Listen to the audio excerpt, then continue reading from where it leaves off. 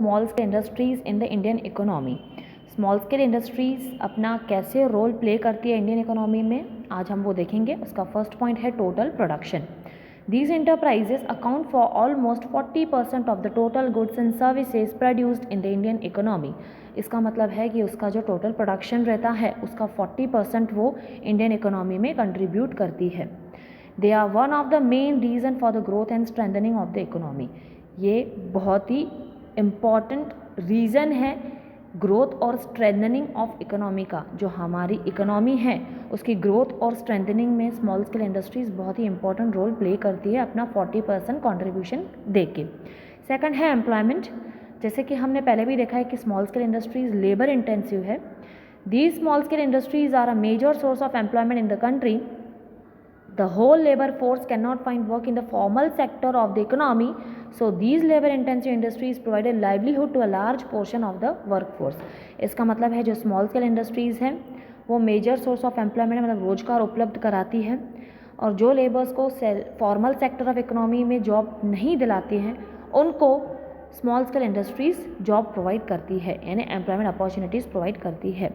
In the sense of the economics, services are any function और task performed by an individual or a group of individual for which there is a demand and hence the price is determined if it is available in the relevant market। इसका मतलब है जो services है वो intangible है। Services are sometimes refer to as intangible goods. जो services है वो इंटेंजिबल है, हम उसे छू नहीं सकते, हम उसे स्पर्श नहीं कर सकते, लेकिन हम उसका एक्सपीरियंस ज़रूर ले सकते हैं।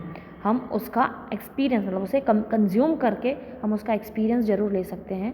यह एक ऐसा टास्क है, ऐसा फंक्शन है, ऐसा कार्य है जो कि कोई भी इंडिविजुअल या तो ग्रुप ऑफ इंडिविजुअल इसे परफॉर्म कर सकता है। बस उसकी मार्केट में डिमांड होनी चाहिए, उसकी एक फिक्स प्राइस भी रहती है, लेकिन उसका जो ओनरशिप है वो ट्रांसफ़र नहीं होता है और वो इंटेंजिबल इन नेचर रहती है। जैसे कि they are consume at the point of production and they are usually non transferable. Production का जो पॉइंट रहता है, उत्पादन मतलब जहाँ पे वो आपको प्रोवाइड की जाती है वहाँ पे उसका कंजम्पशन होता है, देन वो ट्रांसफरेबल नहीं होती, उसकी ओनरशिप ट्रांसफ़र नहीं होती है। In sense that the services cannot be purchase and then resold at a different prices. Services को हम परचेज भी नहीं कर सकते हैं और रीसोल्ड भी नहीं कर सकते हैं अलग अलग प्राइजेस पे। What is cottage industry? अभी हम देखेंगे कॉटेज इंडस्ट्री मतलब क्या होता है। A cottage industry is a small scale decentralised manufacturing business often operated out of a home rather than a purpose build facility. मतलब यह एक छोटी सी इंडस्ट्री है जिसको हम स्टैब्लिश कर सकते हैं। इसमें हम प्रोडक्ट को भी प्रोड्यूस कर सकते हैं, प्रोडक्ट को मैन्युफैक्चर कर सकते हैं, लेकिन cottage industries are defined by the amount of the investment required to start as well as the number of people employed. जैसे कि हर इंडस्ट्री को एक इन्वेस्टमेंट की ज़रूरत होती है, तो कॉटेज इंडस्ट्री को भी इन्वेस्टमेंट की नीड होती है और कुछ पीपल एम्प्लॉयड किए जाते हैं, रिक्रूट किए जाते हैं, जैसे कि वो वहाँ पे काम कर सके, जॉब कर सके। They often focus on the production of the labour intensive goods but face a significant disadvantage when competing with factory based manufacturers that mass produce goods. इसका मतलब है कि they focus on production of labour intensive, मतलब कि ये labour intensive है, labour intensive goods यहाँ पे प्रोड्यूस किए जाते हैं, लेकिन उसके लिए डिसएडवांटेज की बात यह है कि उसके लिए जो कंपटीशन की बात है, जो फैक्ट्री में मास मतलब बहुत क्वांटिटी में गुड्स को प्रोड्यूस किया जाता है, वो उसके लिए बहुत डिसएडवांटेज की बात है। उसे बहुत सारी प्रॉब्लम फेस करनी पड़ती है बिकॉज जो कॉटेज इंडस्ट्रीज़ रहती है वो इतनी क्वांटिटी में गुड्स को प्रोड्यूस नहीं कर सकते। Then key take away. A cottage industry is a small manufacturing operation often run out of a person's home. आप अपने होम के बाहर इसे स्टैब्लिश कर सकते हैं, मैन्युफैक्चरिंग गुड्स इसमें प्रोड्यूस कर सकते हैं। Cottage industries play a significant role in the economies of developing countries. Developing countries की इकोनॉमीज़ में सिग्निफिकेंट रोल प्ले करती है cottage industries. Small scale cottage industries also are an important source of employment specially in rural areas. Rural areas में employment opportunities provide करने में बहुत ही important role play करती है ये इंडस्ट्रीज़। दैन रिसोर्सेज संसाधन, they use local and readily available resources. वो readily available resources का यूज़ करते हैं। इससे क्या होता है, जो नेचुरल रिसोर्सेज से उसका यूटिलाइजेशन भी अच्छे से होता है और वेस्टेज भी बहुत कम होता है। Then come to the next point, industrial sickness का मीनिंग। इंडस्ट्रियल सीकनेस क्या होता है? The one of the adverse trend observable in the corporate private sector of the India is growing incidence of sickness. जो जो industries की sickness है, मतलब जो सीक यूनिट है वो बढ़ते जा रहे हैं। It is causing considerable concern to the planner and policy maker, यानी इसकी जो मेन रीज़न है वो है या तो प्लानिंग या तो पॉलिसी, दोनों में कुछ गड़बड़ हो गई तो इसकी वजह से जो इंडस्ट्री के सिक यूनिट है वो बढ़ते जा रहे हैं। It is also putting a severe strain on the economic system, particularly on the bank. ये बहुत ही बड़ा एक सीवियर स्ट्रेन है बैंक्स के ऊपर या तो इकोनॉमिक सिस्टम के ऊपर। जैसे कि there are various criteria of sickness according to the criteria accepted by the Reserve Bank of India. Sick unit is one which has reported cash loss for the year of its operation and in the judgment of the financial bank is likely to incur cash loss for the current year as also in the following year। मतलब जो industrial unit continue सिक दिखा रहा है अपने आप को, continue उसके loss होता जा रहा है, कंटिन्यू उसको प्रॉफिट नहीं हो रहा है, करंट ईयर में भी उसका लॉस हुआ, देन फॉलोइंग ईयर में भी उसका लॉस हुआ, तो इसका जो प्रेशर है वो बढ़ता है बैंक के ऊपर। A major symptom of the sickness is a steady fall in डेब्ट equity ratio and imbalance in the financial position of unit.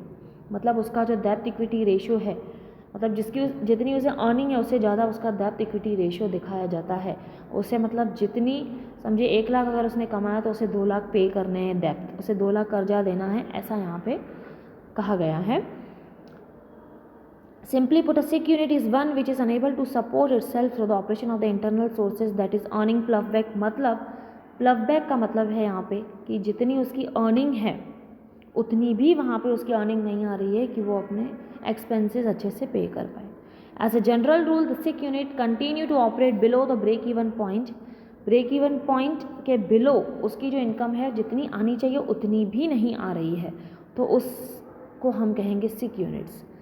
जैसे कि at which total revenue equal to total cost, मतलब उसकी जितने एक्सपेंसेस है उतनी भी इनकम नहीं आ रही है, उससे भी कम आ रही है, तो वो लॉस में जाती है, उसको हम कहते हैं sick unit. And thus force to depend upon the external sources for fund of their long term survival. Then come to the point causes of industrial sickness. उसके काजेज क्या है कि इंडस्ट्री सिक क्यों होती है। External causes are those which are beyond the control of its management and seen to be relatively more important than internal causes। मतलब ये वो है causes जो कि जो एक्सटर्नल causes है वो मैनेजमेंट के कंट्रोल के बियॉन्ड रहते हैं, मैनेजमेंट उनको कंट्रोल नहीं कर पाती है, लेकिन ये बहुत ही इंपॉर्टेंट causes रहते हैं इंटरनल causes से ज़्यादा। जैसे कि फर्स्ट है delay in land acquisition and building construction. Land को प्राप्त करने में देरी हो जाना या तो कंस्ट्रक्शन में देरी हो जाना, इसकी वजह से।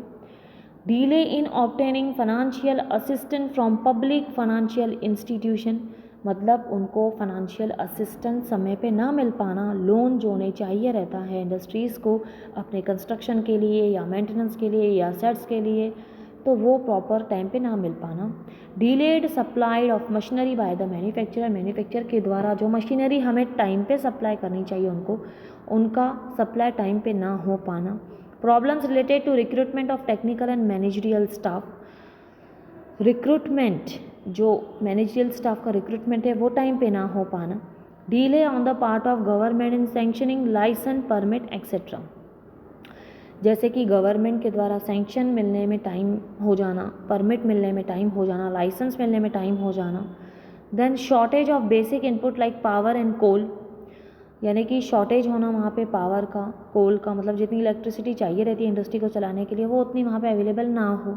Other causes, cost over run due two factor beyond the control of management, जो मैनेजमेंट के कंट्रोल में नहीं है फैक्टर्स, उनके ऊपर जो एक्सपेंसेस है वो ज़्यादा हो जाना।